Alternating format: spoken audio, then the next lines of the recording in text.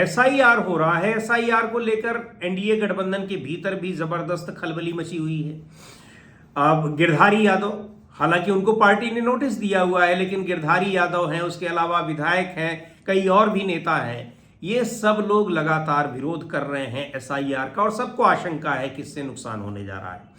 चुनाव आयोग स्पष्ट तरीके से कह चुका है कि 60 लाख से ज्यादा लोग बाहर होने हैं वोटर लिस्ट से।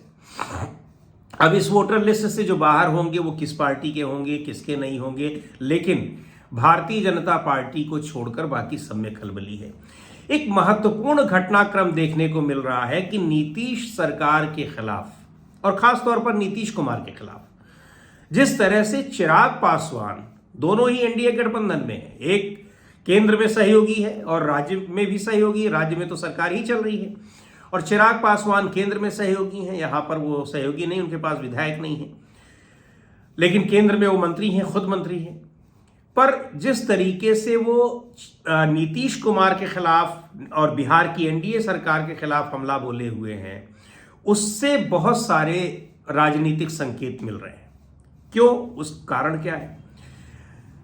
विपक्ष हमलावर है, जाहिर सी बात है, वहां कानून व्यवस्था की स्थिति जिस तरह से है, अभी होमगार्ड की एक महिला के साथ वो बीमार अवस्था में एम्बुलेंस में उसके साथ जिस तरीके से जो कुछ भी हुआ है, बर्ताव हुआ है, और जिस तरह से महिला होमगार्ड के साथ, एक ट्रेनी होमगार्ड के साथ चलती एम्बुलेंस में रेप हुआ है, उस घटना पर शर्मिंदगी जाहिर की है। और चिराग पासवान ने कहा है कि मुझे शर्म आती है कि इस सरकार का मैं हिस्सा हूं, यानी एनडीए का हिस्सा है वो।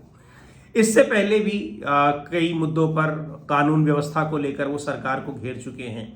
इससे पहले छात्रों के मुद्दे पर भी वो सरकार के खिलाफ नजर आए हैं। बहुत सारे ऐसे मुद्दे हुए हैं जिन पर वो बिहार में विपक्ष की भाषा बोलते हुए दिखाई पड़े। हालांकि एक बात यहां और महत्वपूर्ण है, वक्फ संशोधन कानून को लेकर सबसे पहले उन्होंने ही मुखालफत की आवाज उठाई थी, विरोध किया था उन्होंने, लेकिन उसके बाद वो भी सरेंडर हो गए और उन्होंने बिल का समर्थन किया। उसका क्या राजनीतिक नफा नुकसान होगा बिना उसको सोचे समझे, लेकिन राज्य सरकार के खिलाफ वो लगातार हमलावर दिखाई पड़ रहे हैं।